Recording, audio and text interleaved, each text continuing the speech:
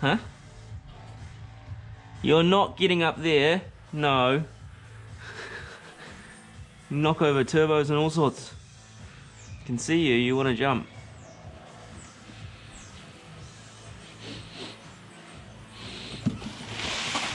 Alright, out you go. We don't need you in here.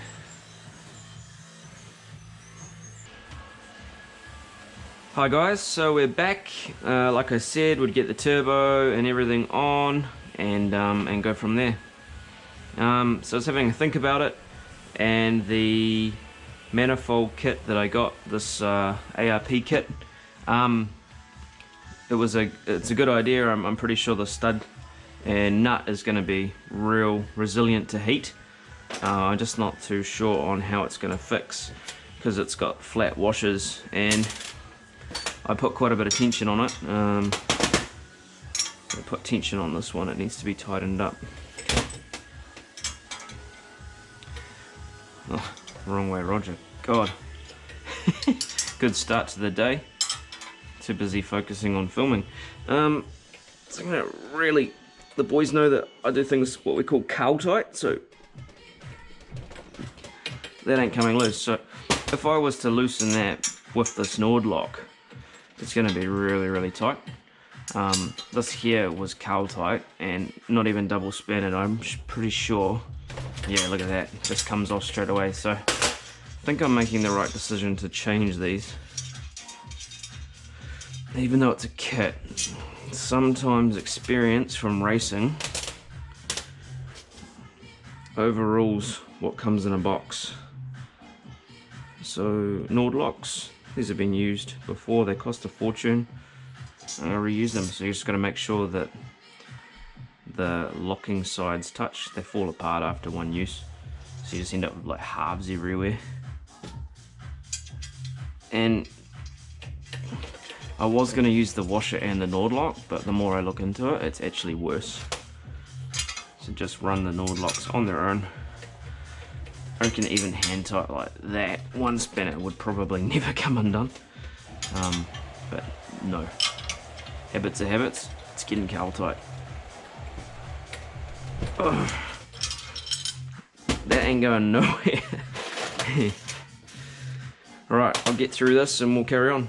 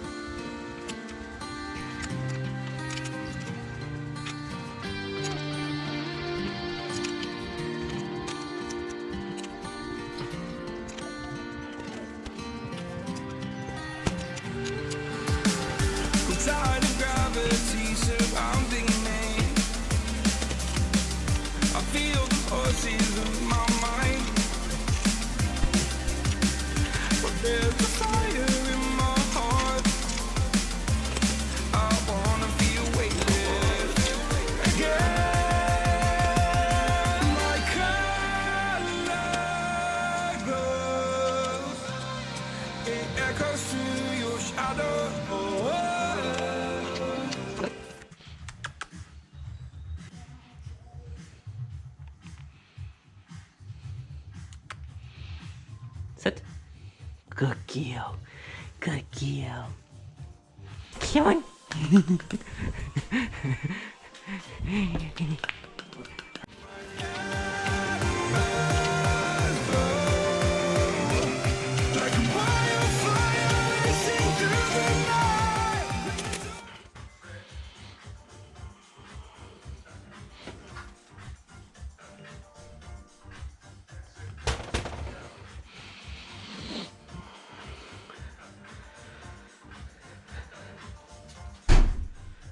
One cool piece of equipment, man.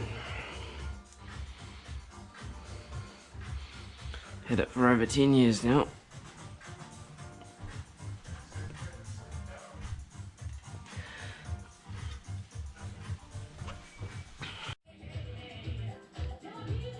It's been sitting a while, so thought I might just prime a little bit of oil into her.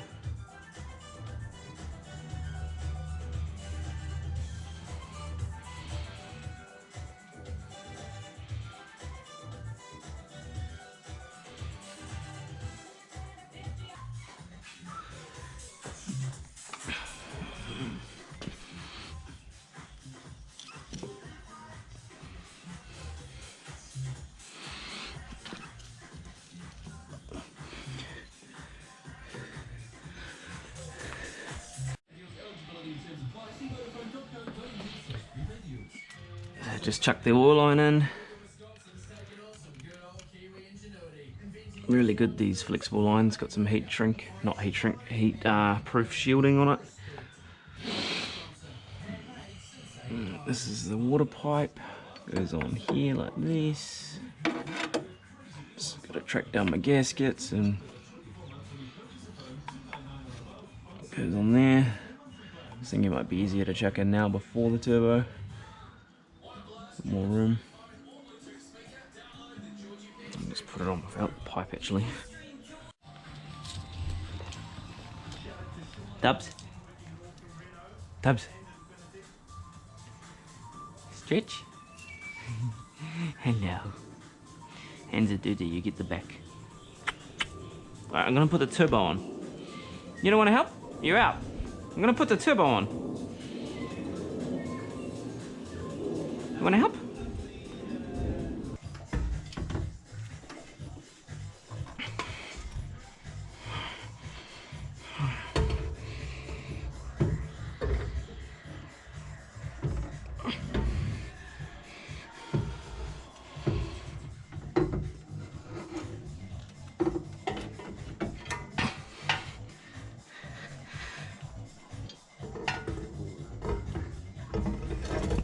Whew, that is heavy.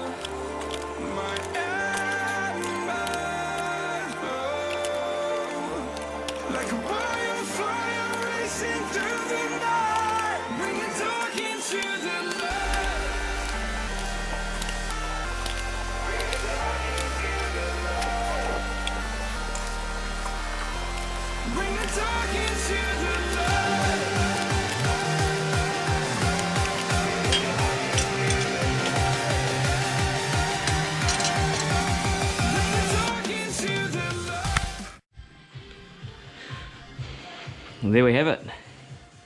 Hot side on. Give it a huge Dowson brake clean when I'm finished. And give it just a wipe. Make sure everything's clean, no oil, just full brake clean everywhere. And she'll be gold in no time. Super close, that clutch bleed nipple there. But it fits. That's kind of why I just do one system at a time. Just work my way through it, make sure that I've done everything before I do the next bit, so I'm not going back. So turbo's on. It feels way smoother now with that oil in it. Just gives me that peace of mind. Even when we're just turning it over to prime everything, it's still going to spin it, and I still don't want any bearing damage. Exhaust is amazing. Dan made it 10 years ago. It still looks incredible. He's done a couple of little alterations to it, just because I keep changing turbos. Always need like little alterations here, and think that's been changed or that's been changed just to get the depth right. But this manifold setup is all sitting where it always has, and it's just getting this to work with that bigger housing and the bigger turbo. When you look there, there's so much room for the 300 series core, especially with no power steering now. It's just, that's it, that's all the room there is. Intake pipe down here, filters in this pod, always has been, filter sits in there. That took a big brunt of damage in that crash at Hampton. That's all back to how it was.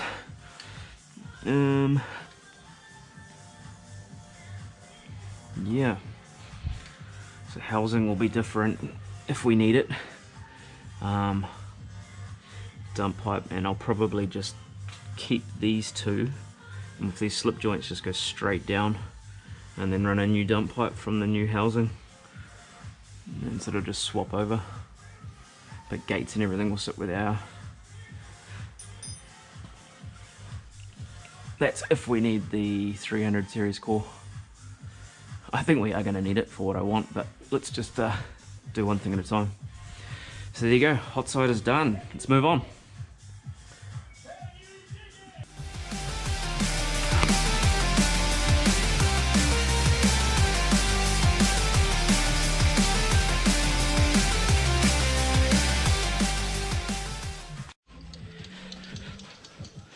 Okay guys, so hot side's on, so let's just keep moving. Let's get that intake pipe on. This used to be such a mission, but I think it's going to be really easy now because got no power steering in the way.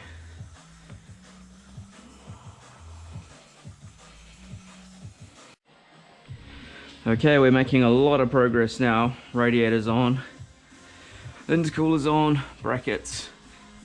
Just working on the intercooler piping at the moment. Now the oil cooler sits here in this area. Now something that I want to do with version 3 means that it can't sit there anymore, so it's a bit of a dusty on that one. We're gonna have to change that. Not sure what I'm gonna do yet, but I'm just gonna keep moving and sort it out later. So radiator's all been flushed, intake pipe is in. I took all this out and redid it. Swirl pot's in.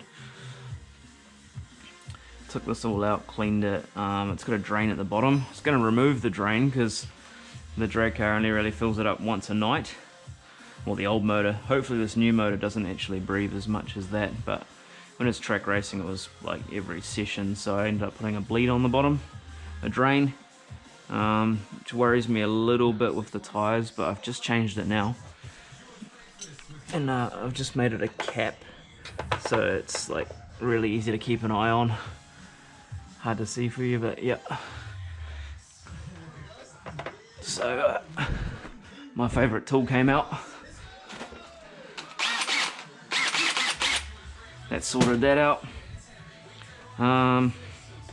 So that's all back in properly, and yeah, so maybe I'll just blow the intercooler out because it's been like a year sitting. So the old weed eater.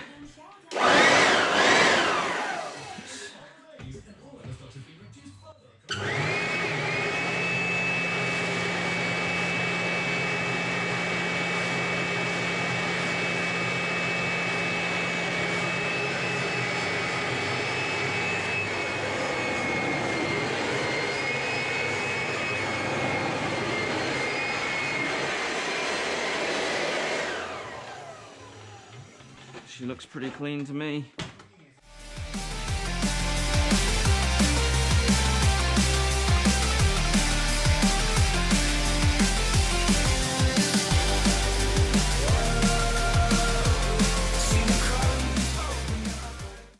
Hey guys, so as you would have seen from those last few photos, the engine bay is looking pretty much complete.